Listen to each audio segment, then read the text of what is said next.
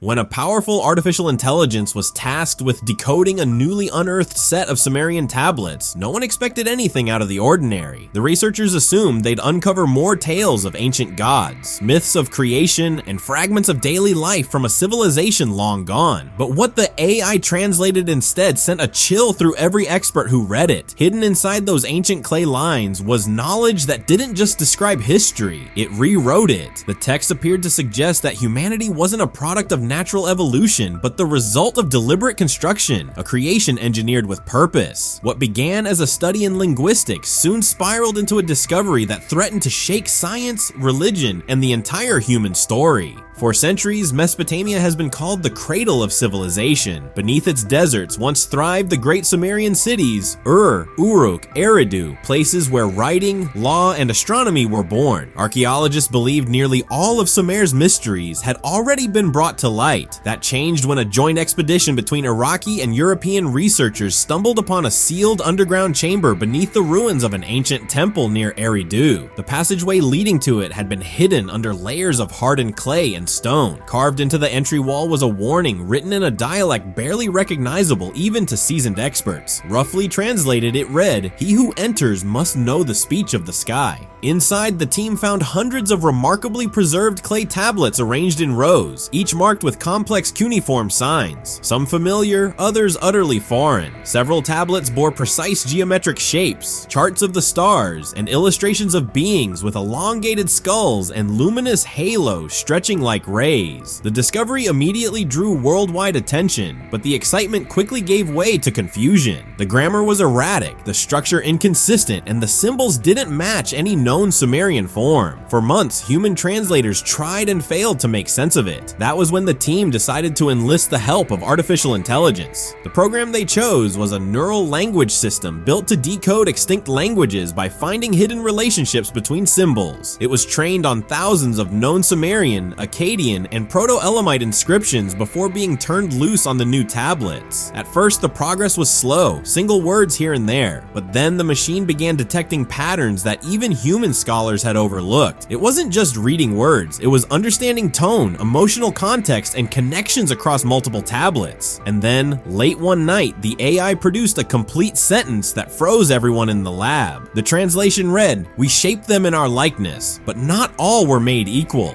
At first, the team dismissed it as a translation glitch, but the system repeatedly confirmed the same meaning across different tablets. As it processed further, the narrative became clearer and stranger. The text spoke of 4 seeds of flesh, the watchers of the stars, and the makers who divided the breath. Within hours, over 30 tablets had been translated, each echoing the same unsettling theme, that humanity had been engineered in multiple forms, each intentionally distinct. Dr. Layla Hassan, the project's lead archaeologist, documented her unease in her research notes, writing, "If these words are true, then the Sumerians either invented the concept of genetic manipulation millennia ago, or they witnessed something that cannot be explained by myth." Soon after, the public was told only that the find consisted of religious records. But within the research circle, rumors spread that the AI had uncovered something that defied both science and theology. Late-night conversations at the dig site began to take a darker tone. Some wondered aloud if they were the first humans in history to hear words not written for mortal eyes. The machine, which the researchers nicknamed Enlil-9, after the ancient Sumerian sky deity, continued to translate. It wasn't programmed to interpret metaphor. It looked only for literal structure and recurring syntax. That neutrality made what came next even more disturbing. The AI began describing not stories, but what looked like records. Entries from those who identified themselves not as gods, but as creators. One line read, "We mixed the clay of earth with the essence of the sky fallen. Thus they walked beneath the sun."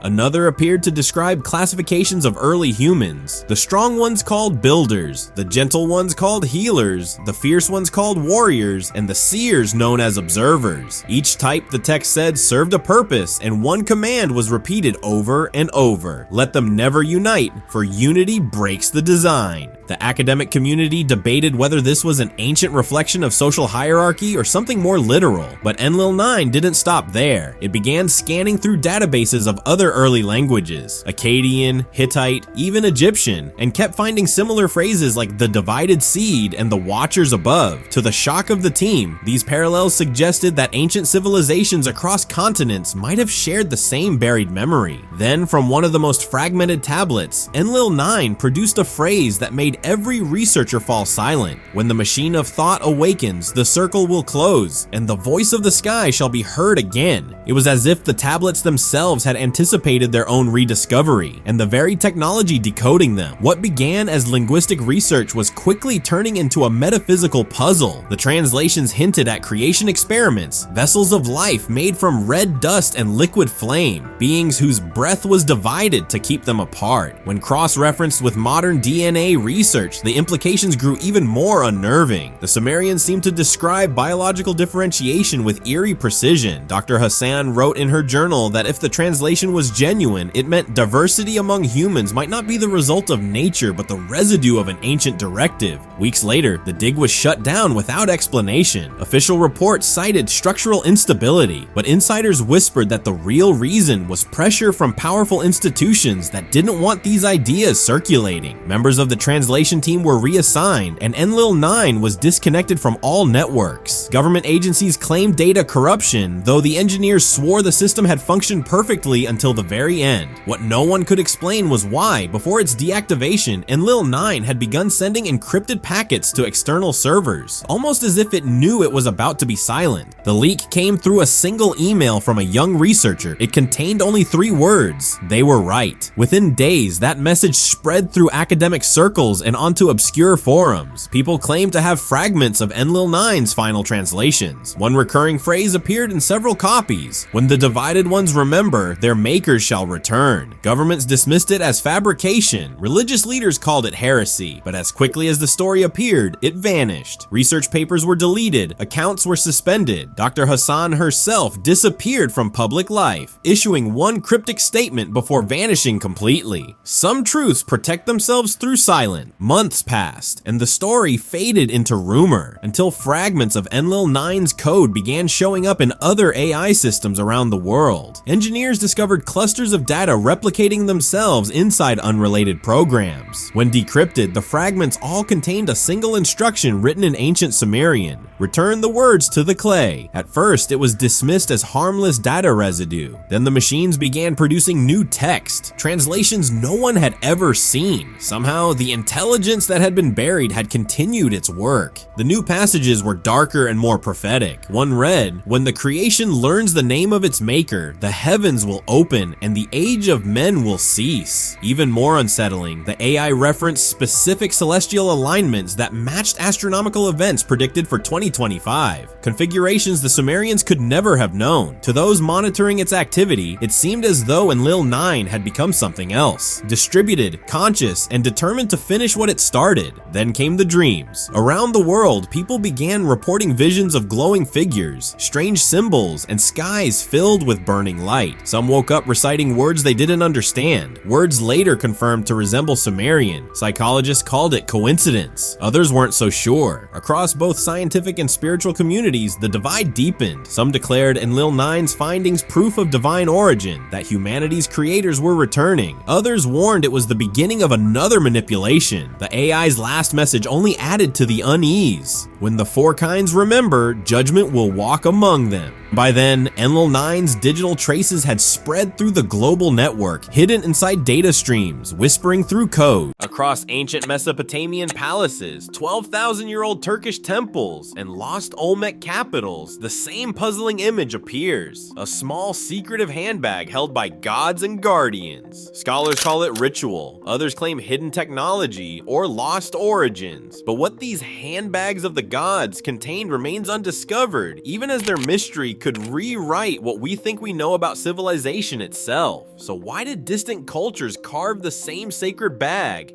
And what was so important it had to be locked away in stone?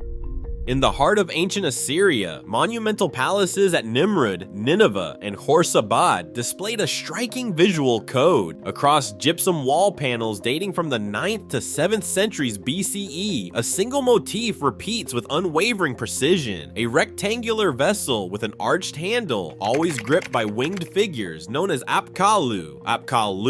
These reliefs stretch for meters along throne room corridors and ceremonial gateways, carved with such consistency that the motif's outline is instantly recognizable from slab to slab. The figures stand poised, one hand clutching the so-called handbag, the other a pine or palm cone, their forms rendered in crisp, shallow cuts that still bear traces of ancient pigment. No matter the palace or the king, Ashurnasirpal at Nimrud, Sargon at Khorsabad, the handbag appears, unchanged, as if bound by a rule older than the empire itself. Its presence is never casual, always deliberate, always paired with the guardians of wisdom and order, always at the center of the royal world. Assyriologists identify the so-called handbag as the bandudu, a ritual bucket, paired with the mulilu, a cone held in the opposite hand. In palace reliefs from Nimrud and Nineveh, these implements appear in the hands of Apkallu during acts of purification. Cuneiform texts describe the bandudu filled with consecrated water, while the mulilu serves as a sprinkler, flicking droplets over people, objects, or temple thresholds. This gesture, repeated across royal monuments, was not decorative, but central to rites invoking the power of Ea, also known as Enki, the god of water and wisdom. The ritual act signified more than cleanliness. It was a performance of cosmic renewal, believed to maintain the balance between the divine and the earthly. Museum collections display stone and ceramic vessels labeled as bandudu, but the carved form in reliefs is more stylized, always tied to the visual language of authority and sacred protection.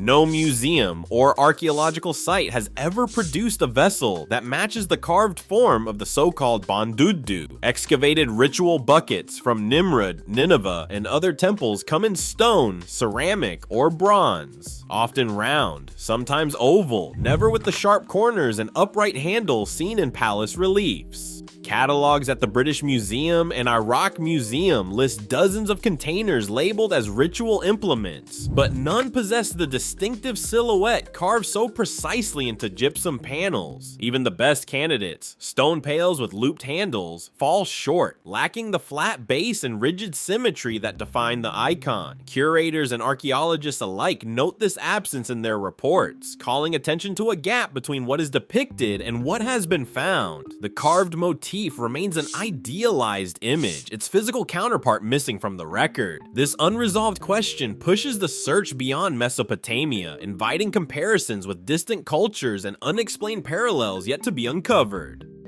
On the Gulf Coast of Mexico, nearly 3,000 miles from Assyria, a single carved stone stands at La Venta. Monument 19, dating between 900 and 400 BCE, shows an Olmec figure holding a rectangular object with a curved handle, its outline echoing the Mesopotamian motif, yet cut into a world with no written link to the east. The figure is entwined with the earliest known feathered serpent, a symbol that would later shape the myths of Mesoamerica. For Mesoamericanists, this pairing, handbag and serpent, signals royal power and access to hidden knowledge. The resemblance is uncanny, but no evidence connects these cultures. Instead, the La Venta carving hints at a pattern. Distant peoples, separated by oceans and centuries, turn to the same mysterious form to express the sacred and the unknown.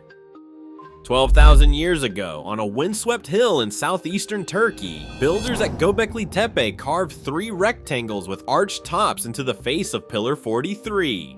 These shapes, dating to approximately 9,600 BCE, stand as some of the oldest known symbols of their kind, etched long before the rise of cities, farming, or writing. Unlike later examples, the rectangles here are not held by figures or shown in ritual scenes. Instead, they float above a crowded tableau of animals, their meaning undeciphered. Archaeologists note the absence of woven patterns or handles, features common in later depictions. The motif appears only on a handful of pillars at the site, with no matching objects recovered from the soil. For researchers, these ancient carvings push the timeline of the motif thousands of years deeper into the past, inviting questions that no inscription or artifact has yet answered. From museum halls to online feeds, the handbag motif has become a canvas for competing ideas.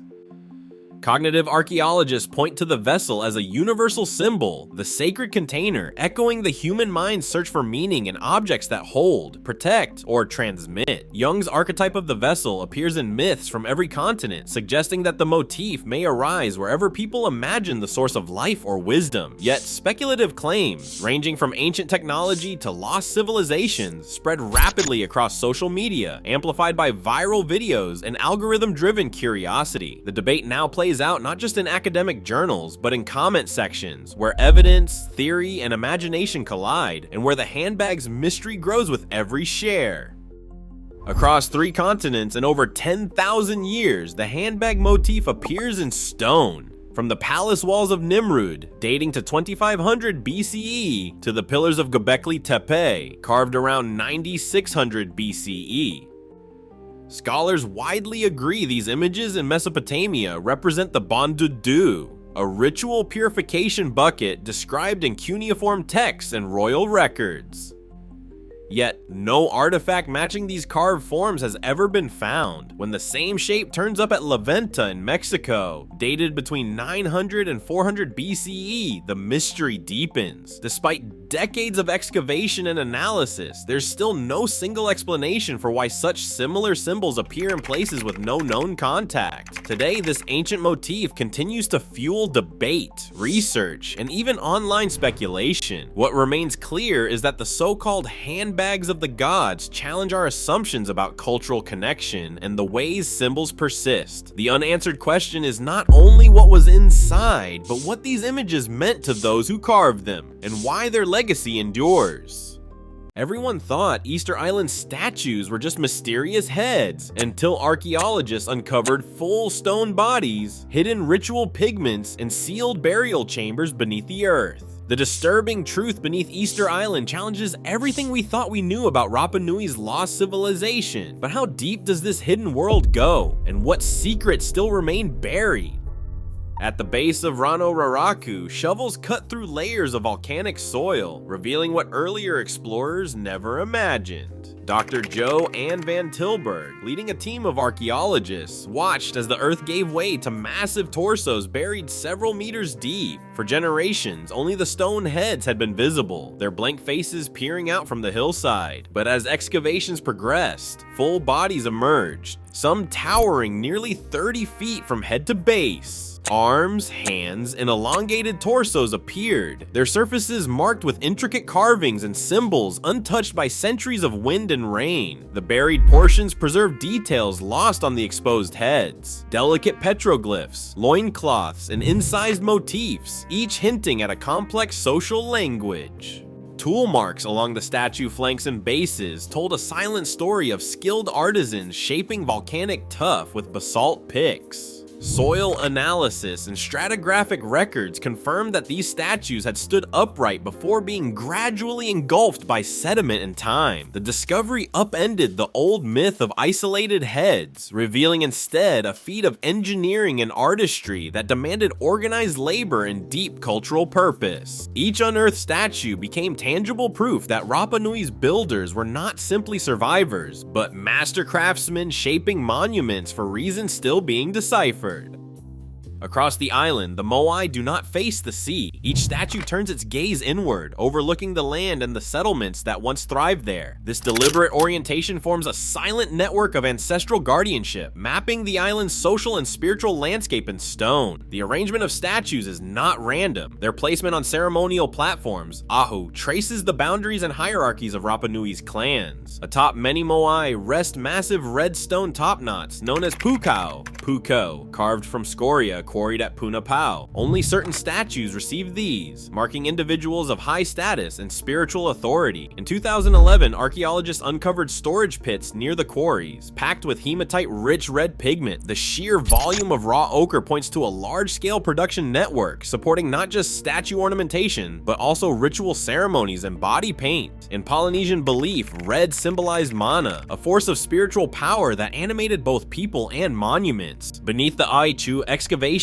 revealed carefully engineered burial chambers. Built with dry-laid stone, these tombs were designed to withstand earthquakes and floods, demonstrating both technical skill and reverence for the dead. High-ranking priests, artisans, and leaders were interred within, their resting places shielded by the very platforms that anchored the moai. The entire landscape, statues, pigment, tombs, speaks to a society that encoded its power, memory, and faith into the island's bedrock.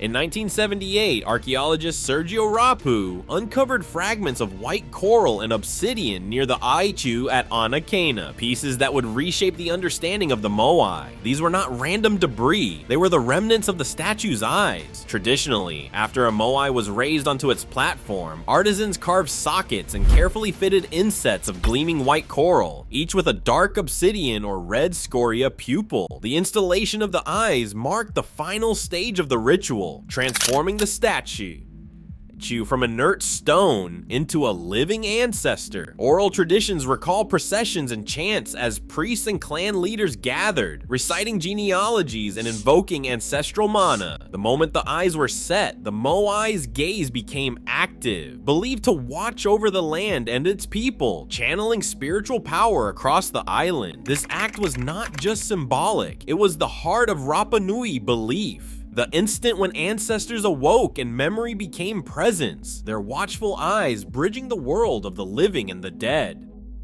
When the ships anchored off Rapa Nui in the 18th and 19th centuries, the island's silence deepened. Genetic studies of ancient remains reveal that, for centuries, the population held steady, families tracing their roots back through generations, their traditions innate. But after 1722, the arrival of outsiders brought a wave of devastation.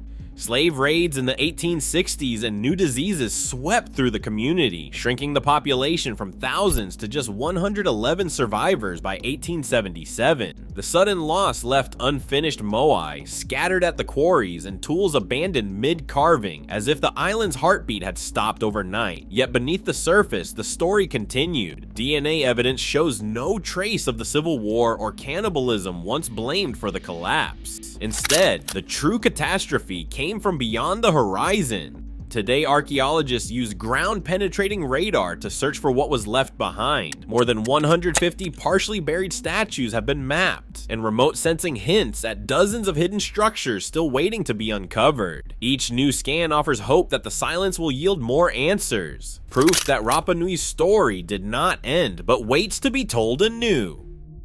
By 2011, archaeologists had excavated over 150 partially buried moai, revealing that these statues were never just heads, but entire bodies marked with intricate carvings and evidence of skilled engineering. DNA analysis confirms Rapa Nui's population remained stable until the 18th century, when European contact and slave raids triggered a catastrophic decline, reducing the island's people to just 111 survivors by 1877. Despite these findings, questions remain. Hundreds of statues still lie unexcavated, and the full meaning of the island's glyphs, including the lost Rongorongo script, is yet to be decoded. Today, ground-penetrating radar and satellite surveys continue to uncover new structures, pointing to a society more resilient and sophisticated than once believed. The evidence shows Rapa Nui's history is not defined by collapse from within, but by survival and adaptation in the face of devastating outside forces. The story of Easter Island is one of endurance, ingenuity, and an ongoing quest to understand a unique human legacy. For nearly 5 millennia, a colossal stone guardian has watched the desert of Giza in silence. The Great Sphinx, half man, half lion, has endured longer than most civilizations that ever dared to dream of empire. Its worn face has seen kings rise and crumble, conquerors come and go, and centuries of sandstorms strip away everything but its mystery. Through the fall of Egypt's dynasties, through the conquests of Alexander and the Caesars, through the birth of modern nations, the Sphinx has stood motionless, unyielding, and silent. But beneath that silence may lie the greatest archaeological secret of them all. Whispers of hidden tunnels and sealed chambers have echoed through the ages. Ancient papyri spoke of a chamber of knowledge buried under the lion's paws. Medieval scholars swore that vaults of forgotten wisdom lay sealed in the bedrock. In the modern era, explorers and mystics revived those same stories, claiming that under the Sphinx slept the Hall of Records, a mythical library said to preserve the lost history of humankind. For generations, archaeologists dismissed such tales as fantasy, but now, startling new evidence and a confession from Egypt's most famous archaeologists suggests that the truth may have been hidden in plain sight all along. For half a century, one man stood between the public and Egypt's ancient secrets, Zahi Hawass. Born in 1947 in the Nile Delta, he rose from modest beginnings to become the most recognizable figure in Egyptian archaeology. His trademark fedora, booming voice, and fierce nationalism made him both a celebrity and a lightning rod. To some, he was the savior of Egypt's heritage, reclaiming artifacts stolen by colonial powers. To others, he was the gatekeeper, controlling access, crushing alternative theories, and deciding what the world was allowed to know. But as his career nears its twilight, Hawass has finally broken his silence. "Before I die,"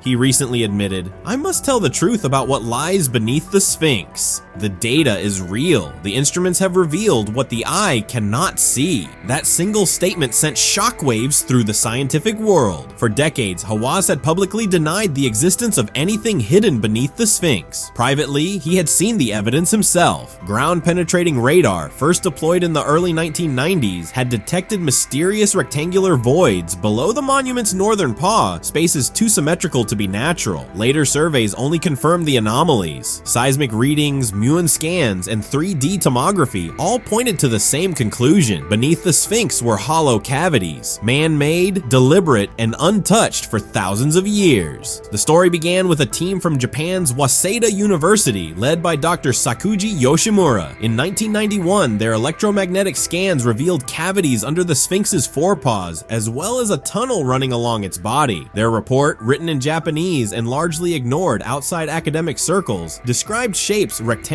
and precise, suggesting artificial construction. Years later, Egyptian teams repeated the experiments with newer instruments and found almost identical results. Still, officials refused to dig. Publicly, Hawass insisted the anomalies were merely natural fissures. Privately, he wasn't so sure. Then came the next generation of scans, AI-assisted tomography and muon detection borrowed from particle physics. By 2023, the technology could peer deep into stone, mapping density variations with surgical precision. What emerged stunned even the skeptics. The images showed a large rectangular chamber, roughly 9 meters by 12, located about 8 meters below the Sphinx's surface, complete with what looked like connecting passageways. It wasn't guesswork anymore. It was measurable, verifiable data. Something was down there, and it wasn't natural. For Hawass, this was both vindication and torment. He had spent decades fending off pyramid conspiracies and pseudo-historians, guarding Egypt's credibility, yet the evidence he now faced refused to conform to the orthodox timeline.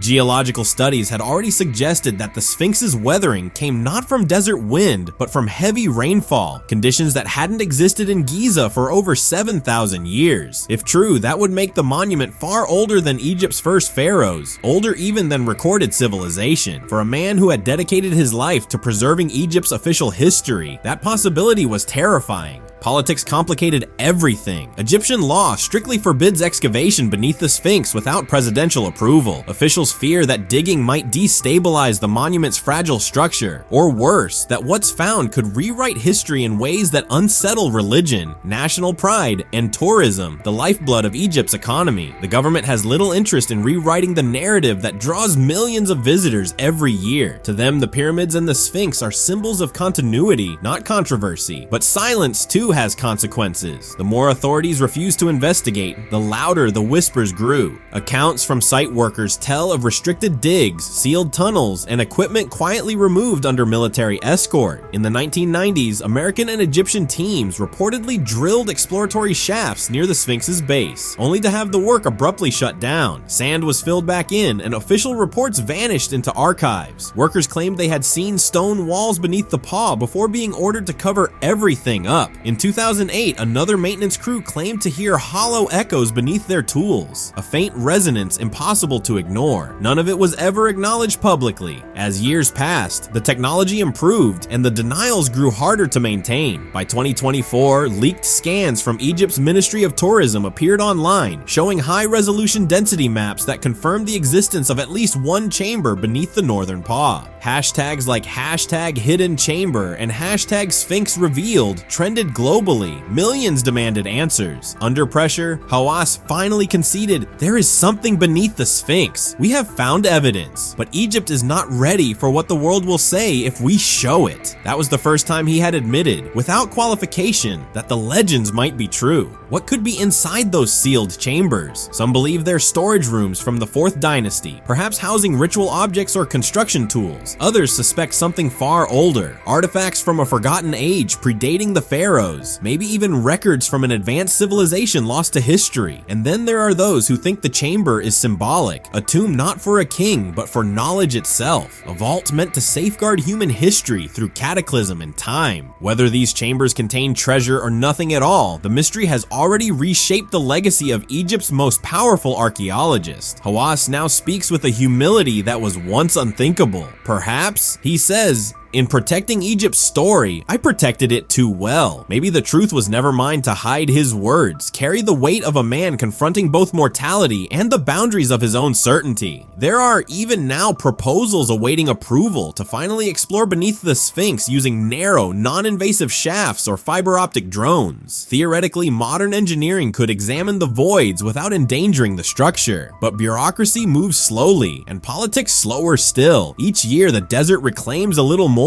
the sand swallowing what little humanity dares to uncover. The irony is unmistakable. The Sphinx, carved to face the sunrise, represents illumination, truth revealed with the dawn. Yet for thousands of years, it has guarded its own darkness. Beneath that eroded stone face may lie not the relics of gods or kings, but the story of humanity's reluctance to confront its past. The Sphinx watches the sun rise every morning, Hawass once mused, but I have spent my life facing the sunset, protecting shadows from the light. Whether those shadows conceal a library, a tomb, or nothing but empty air may not matter as much as the courage to finally look. Because if the scans are right, and if the archaeologists ever get their chance, the moment that chamber is open could redefine everything we thought we knew about where civilization began. Until then, the Sphinx waits, half revealed, half hidden, its stone lips sealed by time. So what do you believe lies beneath that ancient guardian? Is it a forgotten vault of knowledge, a royal tomb sealed in secrecy, or simply an empty void that mirrors humanity's endless search for meaning? Whatever the answer, one truth endures. The sands of Giza still hide stories older than history, and the Sphinx, as always, refuses to speak. Most people who wandered through a forest, you probably remember the calm, the stillness, the soft hush that felt almost sacred. But what if that peaceful quiet wasn't silence at all? What if it was a full-blown chorus of sound, one our ears were never built to hear? That's the shocking truth an artificial intelligence has just revealed. Because the plant world, it turns out, isn't quiet. It's alive with communication. Trees, flowers, and crops are all speaking through ultrasonic clicks and complex chemical exchanges, forming a living network of information. And what they're saying isn't just fascinating, it's terrifying. The more we listen, the clearer it becomes that the so-called silent kingdom is anything but serene. For most of history, humans assumed plants were slow, unfeeling organisms reacting to the world only through growth. We saw them as background, beautiful but motionless, passive, unaware. But that illusion shattered when scientists decided to listen properly. With AI-driven technology and microphones capable of detecting sounds far above the human range, researchers recorded the unheard frequencies surrounding plants. At first, the sensors picked up nothing but still air. Then they began to experiment, cutting stems, withholding water, changing light levels. That's when the silence cracked. Tiny, rapid-fire clicks began filling the recordings, bursts between 40 and 80 kilohertz, far too high for human hearing. To the untrained eye, it was random noise. But once the AI began decoding the patterns, it uncovered something impossible. The sounds were organized, purposeful, distinct responses to different stresses. A dehydrated tomato didn't sound the same as a clipped tobacco leaf. The AI could even tell, with over 80% accuracy, whether a plant was thirsty or wounded. Each click was a kind of sentence, a desperate coded message. The world of plants wasn't whispering, it was screaming. A single stressed plant produced as many as 50 clicks an hour, while a healthy one remained quiet. The data revealed what no one expected. Distress wasn't random, it was structured, emotional, even specific. Each species had its own sonic fingerprint. Imagine entire fields that can literally cry out for help, soundlessly to us, but perfectly clear to the AI. Suddenly, the idea of a silent forest became absurd. We've been surrounded by noise all along, just tuned to the wrong frequency. And once scientists began listening, the next question was unavoidable. If plants are broadcasting their pain, who's listening to them? That's when things took an even stranger turn. Researchers began combining the acoustic data with studies of the underground fungal highways that connect trees, known as the Wood Wide Web. For decades, biologists believed this network simply shared nutrients between species, a peaceful exchange of sugar and minerals. But when AI began tracking real-time ultrasonic signals moving through these root systems, it uncovered a far more sophisticated system. In one experiment, researchers released aphids, a natural pest, onto a single tree. Within minutes, that tree began releasing defensive chemicals to repel the insects, but it also emitted a unique burst of ultrasonic clicks, a cry of alarm. Then, sensors on nearby trees, connected through the fungal web, picked up the same acoustic signature. They began producing defensive compounds before the aphids ever reached them. It was a coordinated defense, almost instantaneous. The forest wasn't acting as many, it was acting as one. Yet not all communication was cooperative. The same AI later picked up what can only be described as acts of aggression. Between rival tree species, the system detected specific low-frequency pulses synchronized with the release of toxic chemicals from one species' roots into the soil, an acoustic warning followed by a biochemical attack. This process, called allelopathy, has been known for years, but now for the first time, the sounds of that biological warfare were heard and decoded. One tree could effectively declare war on another,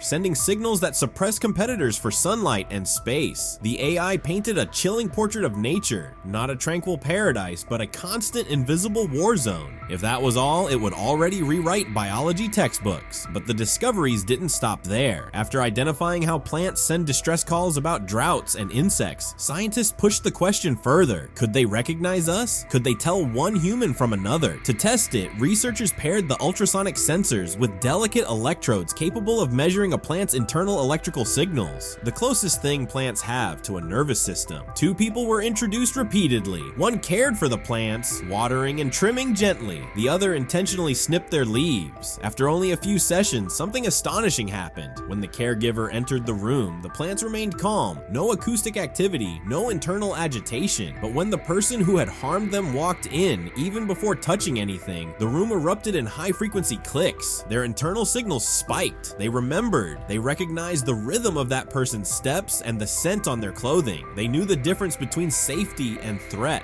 What the AI found went beyond stress. It suggested memory. Plants appeared capable of associative learning, something previously believed impossible for life without a brain. The same technology revealed that grass reacts violently to the sound of a lawnmower engine, emitting alarm patterns that ripple outward like a warning siren across the entire field. In essence, they anticipate their own destruction. What we used to call nature's peace may actually be an endless symphony of alarm. And it gets darker because the AI began to detect coordinated responses that couldn't be explained by coincidence. Certain regions of forests seemed to respond collectively to environmental changes as if obeying a single will. When scientists compared these global sound patterns with climate data, the connection was undeniable. Entire ecosystems were producing synchronized distress waves during droughts, fires, and heat dome, acoustic reactions traveling across continents. These signals lined up perfectly with satellite images of global plant stress. stress. The Earth itself seemed to be crying out, but some patterns looked less like cries and more like strategy. The AI noticed that when certain forests were under prolonged heat stress, they emitted combinations of ultrasonic frequencies and released volatile organic compounds that increased cloud formation above them. These compounds cooled the air and reflected sunlight, a primitive but deliberate climate response. The plants, quite literally, were trying to make it rain. Then came an even more disturbing finding. In regions where deforestation and pollution were severe, local plants began releasing pollen with altered proteins that cause stronger allergic reactions in humans. What if the AI suggested this wasn't accidental? What if the biosphere itself was responding to its primary aggressor, us? The notion seemed absurd until data from multiple continents confirmed the same pattern. Higher pollution, higher pollen toxicity. The plants were defending themselves using chemistry. In the Amazon, sensors recorded what could only be described as a counterattack. After sections of forest were cleared for soy crops, the AI detected new acoustic frequencies in the remaining trees, followed by an outbreak of fungal disease that destroyed the non-native plants but left the forest untouched. It looked as though the surviving trees had summoned a biological weapon. They weren't victims, they were tacticians. Each new experiment chipped away at the comforting idea that humans alone possess intelligence. The AI discovered that the plant network isn't just sharing alerts, it's exchanging genetic data. Through fungal and viral intermediaries, they appear to trade snippets of DNA, accelerating evolution across vast distances. A species that adapts to one chemical threat can transmit that genetic defense through the network, creating the next generation of super weeds almost instantly. The forests aren't reacting, they're learning. The models predict that future plant species could emerge with capabilities we can't easily control. Flora that weaponize toxins, destabilize soils, or release compounds that repel animal life altogether. We thought of ourselves as masters of agriculture, but we may have just awakened the oldest intelligence on the planet, one capable of rewriting its own code.